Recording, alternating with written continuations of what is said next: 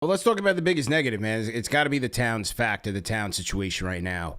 It has grown legs from the first comment where he admitted that he was lost in the Brown offense. There was chatter. What's he mean? Is he serious? Is he not serious? Well, as we see now, he's pretty damn serious. And it's questionable in terms of what page they are on. Are they on the same page? Cat's numbers, his efficiency numbers. He's looking at one of the worst seasons statistically of his 10-year career. Defensively, it's a mixed bag. It's a cat bag. But offensively, again, like that's the thing with Brunson where it's like, all right, you know, if he's dominating at his all-star level, you got to live with the defensive woes. But with Cat, if he's not giving you that, and then plus he's a below average on defense, now you're really having a bad year. So, you know, their relationship, and then at the same time, you're hearing Brown a little bit more vocal about Cat's blunders through the press.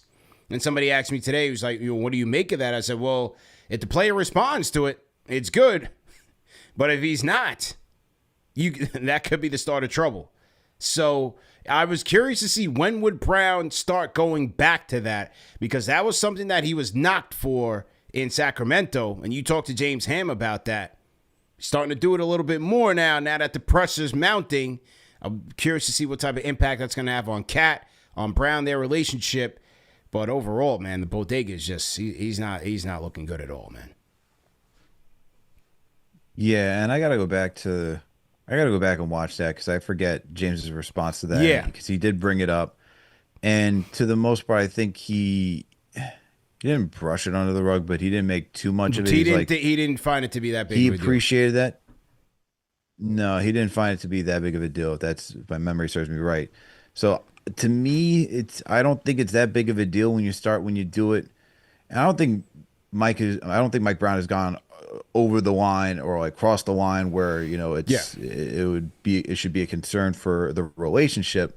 But, you know, this is not something that is new either. I mean, before Mike even got here, you had the article by Fred Katz and James Edwards III saying how the Knicks as a whole, as a team, was worried that he didn't really understand the concepts and wasn't, you know, giving you that effort on the defensive side. So he shouldn't be upset at Mike Brown because nobody came out and refuted that either from that article, you know, once that dropped. So it's like, and we see it with our own two eyes. And this is not just to attack Cat, because I think if you want to talk about another disappointing segment, it's also Mikal Bridges too. But since we're having the Cat conversation, it's just tough because if he's not giving you that second option level production, then the contract is what's really the biggest thing, CP. Because here's the thing: if you told me he was making the same money as when Julius was here, like $30 million. How much of it would we actually be talking about it? You know what I mean? Like, it's like, okay, so he's not really eating that much of the cap. You could potentially trade him if you need to trade him. There might be a good suitor out there because he fits most of the salaries out there. You could potentially ask somebody to pair it up and you can get something decent in return. Maybe you get some draft picks. Who knows, right? But the reality is that it's the contract that's really doing it.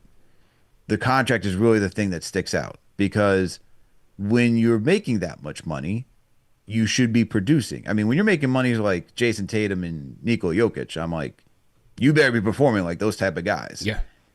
And the thing is that he's just not.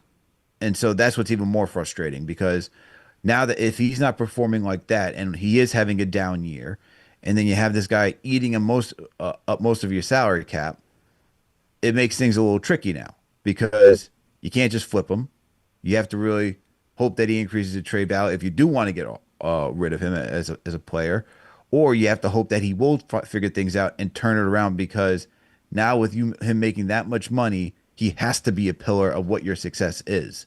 So that's the complexity in why trading for Karl-Anthony Towns was, you know, and we did the whole show breakdown. I wasn't a fan of it, but I'm going to root for him. I want him to succeed here, man. That's just me. I'm root for this team. I'm always about the name on the front of the jersey, but he has to recognize what he needs to do, man. He has to put himself in position to succeed. But other than that, it's just been a tough watch this season because it has been such a roller coaster ride that if he can't produce at the level that you need, like this team can't fully unlock and go in that Not going direction, nowhere. man. Not going nowhere. Point blank. If he can't be the guy, they have no shot. So they've got to figure it out, especially on the offensive side. I showed the replay from the Clipper game, and that was one of his better games, not last week, the week before that. And, all right, yeah, he puts the ball down from the top of the key, but you put a wing on him, that's not going to work all that much. And, all right, you give him the ball in the post, go up against a tough team like a Phoenix who gang defends, and what Mike Brown said, he's got to get the ball out quicker. He's not the best decision maker either. So that turns into a Randall turnover type of situation. So my thing is, you're not seeing enough pick and rolls. You're not seeing enough pick and pops. Why not between him and Brunson? Why not more between him and Kolek? And now you got Deuce out there. I just don't see enough shot attempts from him in rhythm. Clyde talked about it yesterday. He's not getting shots in rhythm. That's on the coach. It's on the coach. Oh, 100%. It's on the coach. And look, Cat need to figure it out. Need to figure it out. And especially when you have James Dolan who went on the Fan and it has championship aspirations, but he has NBA Finals aspirations this season. That's a lot of pressure. It's a lot of pressure for Mike Brown. It's a lot of pressure for Cat. It's a lot of pressure for the team, but it really is on Cat. You can't have a guy making that much money being the second option and not looking like a second option. You can't have. Look, I understand that he gave moments. His postseason run last year was pretty underwhelming for the most part. He didn't look the consistent second option that he built himself to be during the regular season, and you can't do that this postseason. You cannot just come through with moments. Moments is not enough for this team. The whole point is that you're supposed to relieve, and it's not just necessarily your job just to relieve Brunson. His job is also to make your life easier too. And so Brunson's got to be held accountable. Bridges got to be held accountable.